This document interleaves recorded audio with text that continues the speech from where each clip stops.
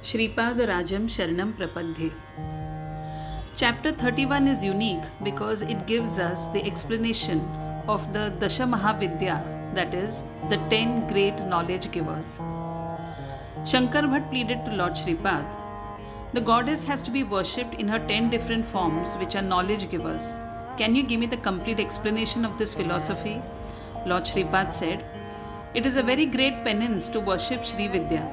Earlier, Agastya Rishi was graced with goddess Vidya, that is knowledge, by the blessings of Hayagriv, which is the name of a sage. He passed on this knowledge to his wife Lopamudra. She made a deep study of this and explained its profound significance to Agastya Rishi. So the couple actually became spiritual teachers or gurus to each other.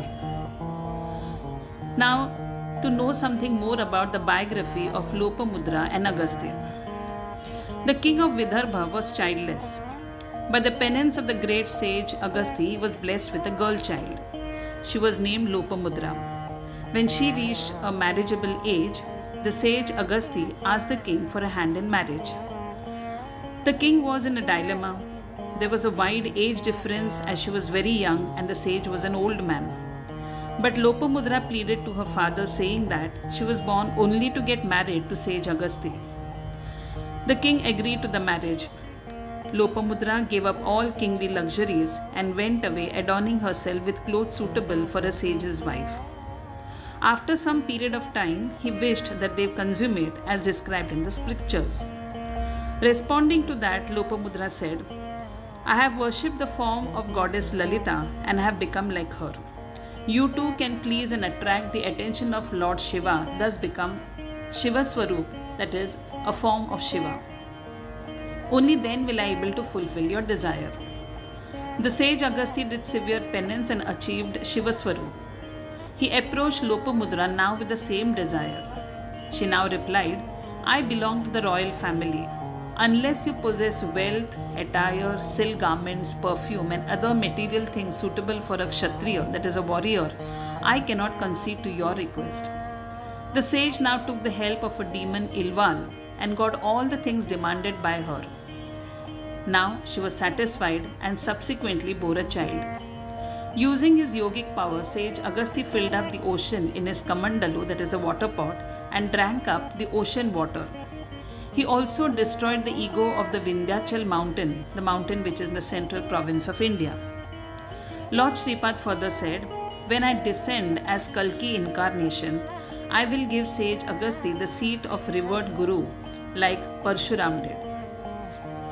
Shripad Prabhu further continued, in the Dashamahavidya, the first form is Kali.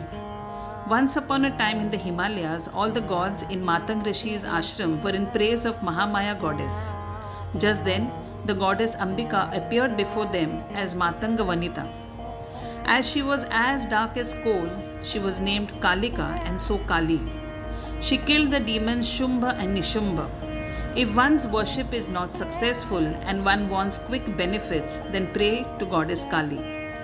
The seeker, of course, has to face many physical encumbrances.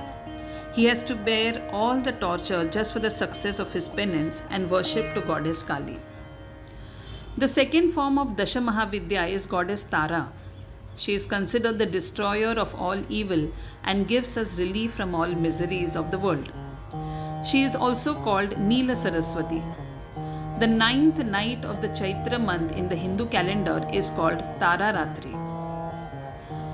Chinnamasta is a third form of Dashamahavidya. It is an extremely unique story. Once, the goddess had gone for a bath in the river Mandakini. Her doorkeeper had asked her about her lunch. With a sword, she cut her own head. She held her head in her left hand. The blood oozing out separated into 3 streams, 2 of which her friends drank, and the remaining stream of blood was consumed by the goddess herself. As she had cut off her own head, she is named Chinnamasta.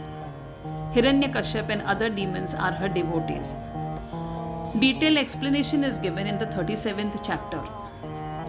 The fourth form is Shodashi Maheshwari. She is extremely gentle at heart and is generous towards her devotees.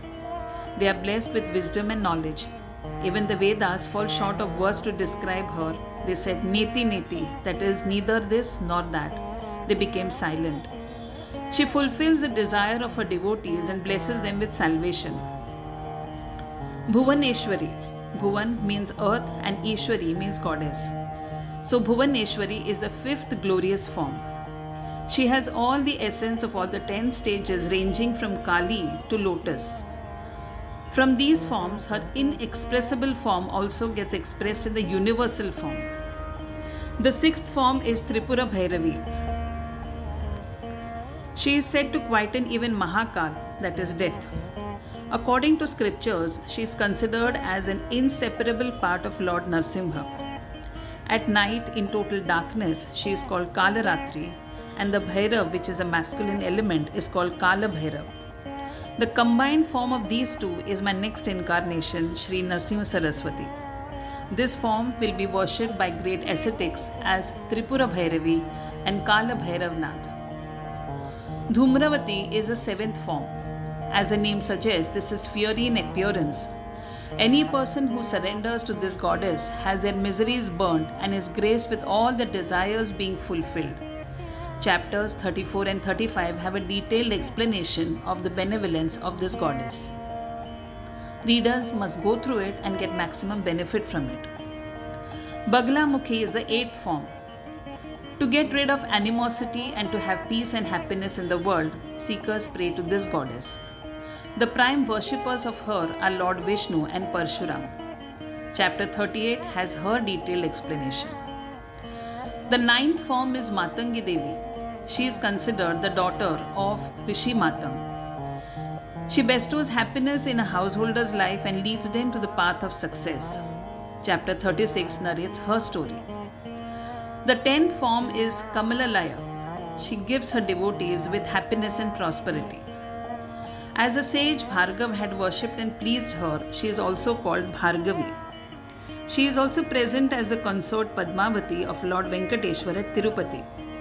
Her grace benefits her devotees with purity and excellence. In this way, Lord Shripad describes the 10 goddesses. To recapitulate, first Kali, second is Tara or Neela Saraswati, third is Chinnamasta, fourth is Shodashi Maheshwari, fifth Bhuvaneshwari, sixth Tripura Bhairavi, seventh Dhumravati, eighth is Baglamukhi, ninth is Matangi, and 10th is Kamalalaya. The worship and manner of pleasing these 10 goddesses is called Dashamahavidya.